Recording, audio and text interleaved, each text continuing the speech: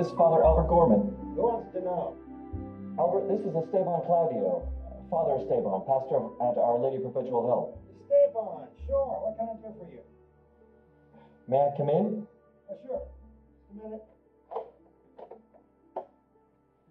Marriage becomes you. You've heard? The fame that follows pioneering. You know, can't hide a beacon on a hill and all that. Please, come in.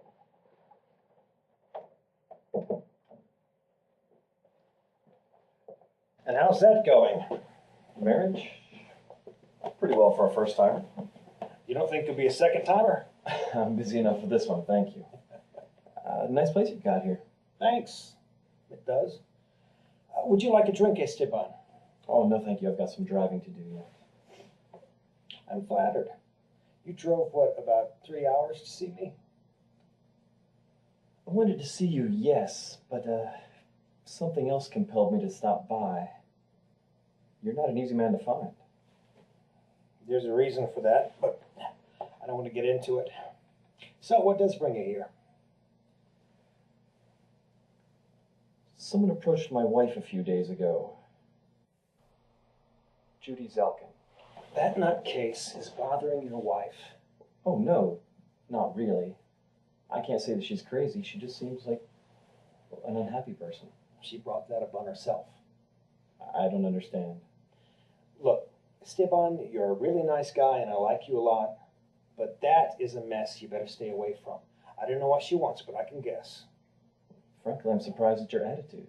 I haven't told you whether she wanted anything. Fair enough. Are you sure you don't want a drink? Judy and I met a long time ago.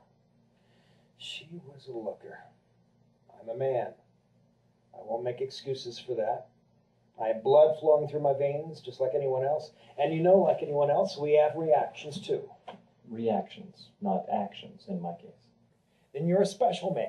Put yourself down for a raise and an award. My conscience is my word, but this isn't about me. I'm not here on behalf of anyone. I'm sure the diocese has already intervened in some way to get you to deal with it. It certainly did. Look around you. Cosgrove moved me here. It's like the witness protection program. I'm not living in the rectory where someone can find me. My name is kept off the church bulletin. I have an unlisted phone number. My duties are fewer than they were before. I have time to relax, play a round of golf once in a while. And no one around here knows I'm a priest. I'm grateful to Cosgrove. That man saved my life. Father Albert, Judy Zalkin? She's a Jew, you know. So are her children. Yes, and apparently you too knew she was when you did whatever it is that you did with her.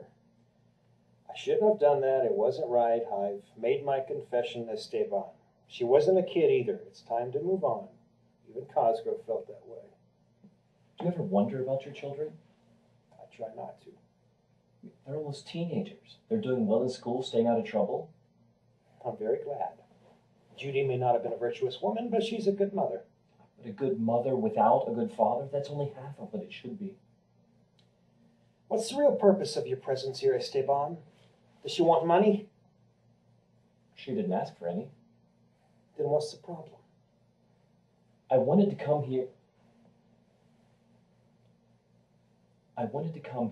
and ask you to go by and see those boys. Show them that you care for them.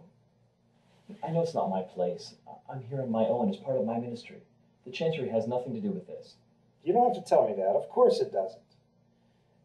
You don't seem to understand this matter at all. Look, if the diocese took me out of there, do you think it would want me to undo all its trouble by going back and showing my face? It would start the whole thing all over again. No, those boys are better off without me around. No, you're better off. Fine, me too. But if the chancery found out you're meddling in this, ooh boy, they wouldn't like it a bit. I think Bishop Cosgrove would understand. Oh, Cosgrove would understand all right. You're the one who needs to get with the program. The diocese doesn't give a rat's behind about Judy Zalkin and her mongrel kids. The chancery doesn't want another scandal, period. Now, they helped me out of it. Maybe they don't like me for it, but they're not about to screw me over by acknowledging something that in the end is going to put a bad face on the church. I'm happy where I am. Let sleeping dogs lie, Esteban. Someday you may need the diocese to help you too. Yes, you too. What? You're not human? Oh, you may screw up, and you'll want the power of the church behind you all the way. When you join the Catholic priesthood, you're pledging the biggest frat house in the world, Alpha and Omega. Now, I've confessed my sin and done my penance. Why should I be any different from all those other people I forgive in the confessional? People whose sins are 20 times worse than mine. If I were you, I'd leave this alone. You're a really nice guy. I have nothing against you. And what you say, I know deep inside you're right. But if Judy really needed help, she'd be down at the welfare office. She turned down the help the chancery offered her. Things can't be that bad. I guess not. Certainly enlightened me beyond all expectations, Father. I'd best be headed back. Catherine will be wondering what's become of me. The old ball and chain, eh? Perhaps we'll meet again, Father Albert.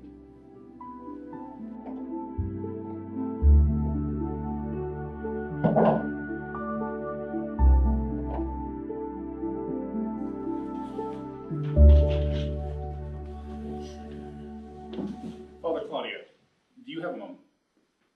Sure, how may I help you? Could you come with me to... Now? I had a few errands to run. This is an important matter.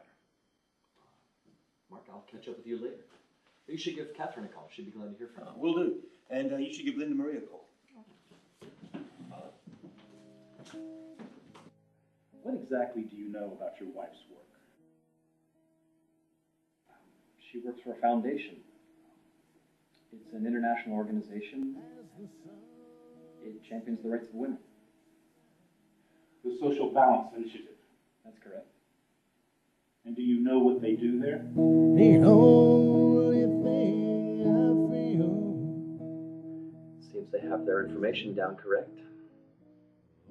What they say I do is accurate, but not completely. Oh, so you don't perform surgical procedures? Oh, that's an extreme assessment. Look, I'm sorry that I've gotten you into this, and I should have been honest with you from the start. A significant part of my work is educating about birth control. Mostly young teenagers from poor neighborhoods. We counsel women on all of the options. Including the one. You know what the church says about it. Yes, I do. Look, an immature, unemployed young teenager giving birth to an unwanted baby, do you really think that that's preferable to the option? You can't foresee what's going to happen to that child. There's adoption. Someone can take care of the child. Oh, look, most of these women, all they're going to do is give birth to some seriously ill, often addicted, unwanted babies. I've held these babies in my arms. Have you? If they even make it to adulthood, these children are only faced with lives of serious illness and mental problems. Is that a life that you would actually choose for a child? It's not up to you, Catherine. No one is born without God's blessing. Everyone is endowed with the power to change. We just have to trust in God to show people how to change. We've all been endowed with God's grace, with a soul. Do you think I could stand at the altar every day and celebrate the Eucharist if I didn't believe that? What if you were to become pregnant unintentionally?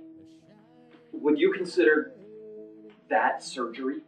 Those are not my circumstances. I couldn't say what I would or wouldn't do. Would you? No. Then why would you think it's the right choice for someone else? Because I'm not in their shoes. It's not my place to choose for them. But why would you even want to consider murder? It's not murder. And if we don't protect women with a surgical procedure, then they may go out to some backstreet butcher, and now we're endangering 2 lives. Again, playing God and foreseeing what you cannot. Oh, that sounds great in confessional, and it makes for wonderful reading in catechism and in textbooks. But when that theory jumps off the page into reality, dealing with real people and real lives... Have you always been cynical, or have I just now noticed? Just try to be realistic. Even if that doesn't match up with what you or the church expect from my faith. I've dedicated my entire life to making sure that sooner or later, all hearts listen to God's word. That's what we need to follow, not what's convenient at the moment. We're a big mess, aren't we? I'm really sorry, Esteban.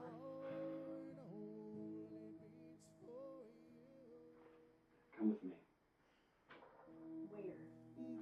Just come with me. Right at home when we hold each other like we're scared to be alone, like we're scared.